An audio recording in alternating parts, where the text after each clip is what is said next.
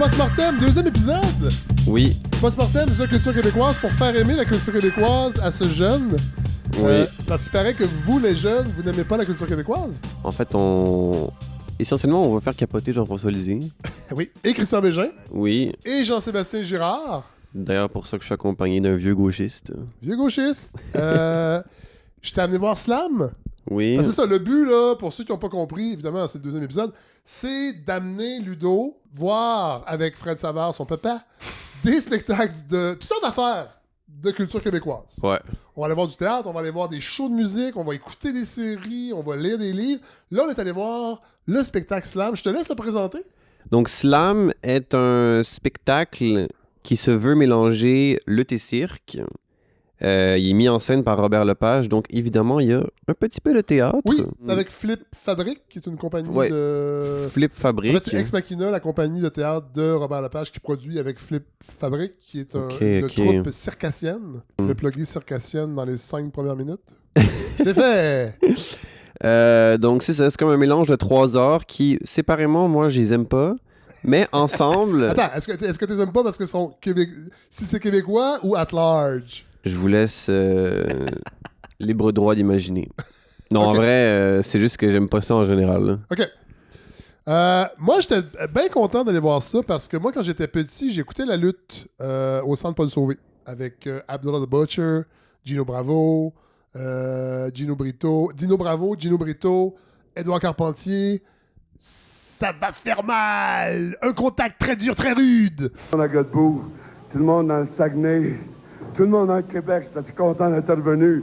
Puis je vous garantis, je vous déçoirai pas. Je prends une bière de temps en temps, par exemple, mais pas plus. Fait qu'on écoutait ça le dimanche matin, juste avant d'écouter le football de la NFL. Fait que j'étais tout petit, là. J'avais 8, 9 ans, 10 ans. Alors, j'ai un peu décroché avec les années, mais j'étais content de me replonger dans cet univers-là. Puis le spectacle fait ça quand même. On reprend tous les codes de la lutte. Les bons, les méchants. Il y a des caméras aussi qui on les voit entrer sur le ring. Ça, c'est drôle quand même. À la longue, par contre, on voudrait s'attacher au personnage ou en fait en apprendre plus. Puis finalement, c'est une succession d'archétypes de la lutte. Ouais. Des fois, on était un peu confus aussi sur qui était le méchant ou le gentil. C'est sûrement planifié pour faire place à l'interprétation, mais moi, j'haïssais interpréter, fait que ça m'a un peu gossé. N'importe quoi. Tu l'as dit, c'est vrai. Ouais. Moi, je trouve ça intéressant parce qu'au début, ils nous demandent de participer parce que le public fait partie du spectacle En de lutte. effet, oui. Puis je trouvais ça cool des fois que le personnage soit ambigu parce que dans la vie, on sait pas trop qui est bon, qui est méchant. Des fois, c'est les deux dans la même personne. Comme toi, des fois, tu sais, une journée, tu peux être et bon et méchant. Et méchant. Moi, je voulais juste voir du monde qui se pète la gueule, puis là, il fallait que j'interprète des affaires. Là. C'était un peu gossant. Là. Mais en tout cas, c'était quand même le fun comme spectacle. Il y avait, par exemple, le cirque. Je trouve qu'il y avait des moments un peu où c'était juste, ils pluguaient du cirque. Ouais. Genre des pirouettes, puis des... Faut faire du trapèze parce qu'on est des artistes de cirque. Ouais, c'est ça. Là. Faut jongler. C'était impressionnant, mais il y avait comme pas de lien avec la lutte, vraiment. Pour l'aspect théâtre, il y a des petits trucs que j'aimais bien. Il y a eu des jeux de caméra aussi. Parce que bon, les caméras filment en temps réel et il y a un écran derrière, grand écran. Puis des fois, au lieu de juste filmer un bon et un méchant qui arrive sur le ring, Robert Lepage utilisait la caméra pour jouer vraiment avec le médium caméra. D'ailleurs, il y a le personnage du concierge qui revient plusieurs fois. Il est cool, le concierge. Ouais, j'ai des réserves. Mais qui, à un moment donné, fait une espèce de chorégraphie et ça ressemble beaucoup à Pas de deux, le film de Norman McLaren.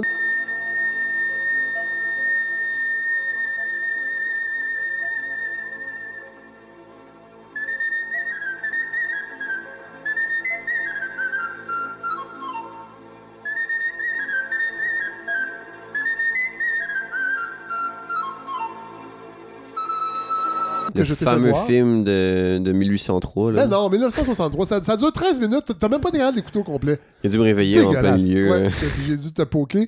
Mais, et je sais que Robert Lepage a déjà fait un spectacle hommage à Norman McLaren. Alors, ça me surprenait pas. Très probable. Cela dit, c'est ça. Sur toute la troupe, là, si j'étais en 2018 puis j'étais un peu vraiment woke, là, je dirais quand même que c'est un peu wrong que le seul artiste afrodescendant fasse le personnage du concierge. Ouais. Il revient plusieurs fois. Je me suis dit, c'est peut-être Robert Lepage qui essaie de faire le ménage sur la controverse slave. Mais finalement, on n'est pas en 2018. Fait que bon.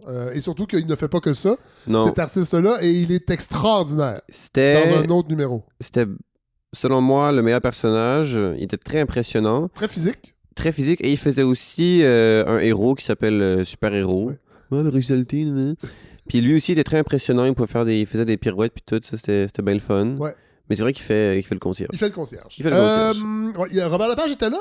Et moi, j'étais pas au courant, fait que j'ai photobomb le selfie avec son ami. Parce que je ne savais pas que c'était Robert Lepage en avant de nous. Aucune culture Il était, québécoise. il était de dos, je veux dire. C'était Ah oui, genre. mais franchement. Non, mais c'était quelqu'un de random, il était de dos. Je suis sûr que si tu voyais Jojo de dos, tu le reconnaîtrais. On parle d'un personnage d'anime japonais, là, ça n'a pas rapport, là. Non, mais en vrai, j'avais jamais vu Robert Lepage, anyway, je savais pas à quoi il ressemble. C'est ça qui est triste. C'est pour ça que Jean-François Lézard fait des articles, en fait. Oui. Parce qu'on connaît pas Robert Lepage. Parce que c'est ça. Hey, Ludo, j'ai envie de... Ah, avant, oui, ça prend des notes. Oui. Comment tu donnes... Combien de Ludo? On va créer l'unité d'appréciation au spectacle.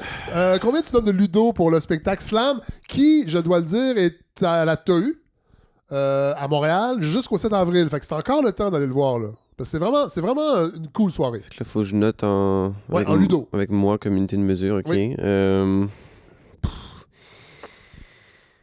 9 Ludos sur 13. OK, on vient d'établir la mesure étalon. 9 Ludo sur 13. C'est quand même une bonne note. Oui, c'était quand même très divertissant. Ouais. Hey, merci. Attends, ouais, tu veux me donner un truc? Oui, là? je vais donner un livre. Je sais que ça t'écoeure de lire parce que tu es un jeune. C'est ce livre ici. Et à la semaine prochaine, si Dieu le veut, c'est paru en 2013, un livre de Pat Laprade, Bertrand Hébert, qui retrace... J'avoue que l'édition est un peu touffue. On passe de une suite chronologique vraiment intéressante sur les développements de la lutte avec des portraits qui sont entremêlés avec la chronologie. Bon, des fois, on s'y retrouve pas trop tôt au niveau de l'édition, mais reste que c'est vraiment bien documenté sur le développement de la lutte au Québec parce que la lutte a toujours été extrêmement populaire, parfois autant que le hockey et même plus dans les années 40-50. Et on retrace tous les lutteurs qui ont passé au Québec, pas seulement des Québécois, mais le Québec était vraiment un parcours, un arrêt important dans le parcours de la lutte en Occident. Je vais aller même jusqu'à l'Occident, parce qu'à l'époque, l'Occident était très en santé. On sait que maintenant, il est presque en train d'être détruit par les jeunes woke qui ne s'intéressent pas à la culture. Merci, Ludo! Cool.